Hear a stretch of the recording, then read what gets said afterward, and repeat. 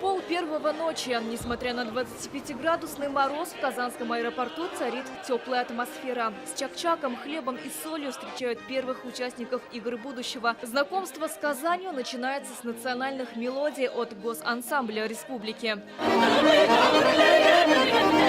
Из зоны прилета с клюшками и багажом выходит команда хоккеистов. Это сборная «Гонзалес». Игроки прибыли в Татарстан из Мексики, Канады и США. И точно не ожидали такого радушного приема.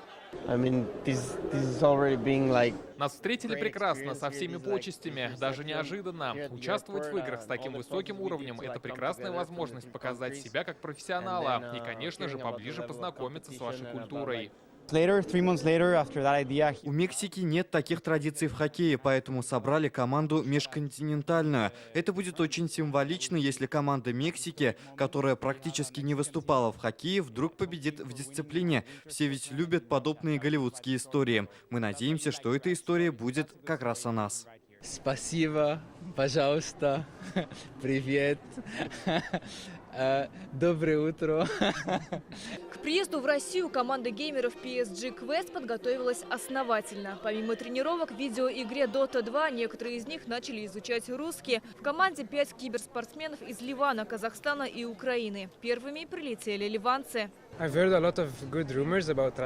Очень мягкий был полет, хорошо добрались. Немного напугала погода, все-таки минус 20 градусов. О вашей стране я слышал очень много хорошего. У нас в команде есть участники из России. Говорят, еда здесь прекрасная. Немного посмотрел информацию о Казани в интернете, но думаю, лучше все увидеть самому. Их сборная появилась лишь год назад. В чемпионате DPC по Dota 2 они уже заняли первое место. Теперь намерены покорить игры будущего.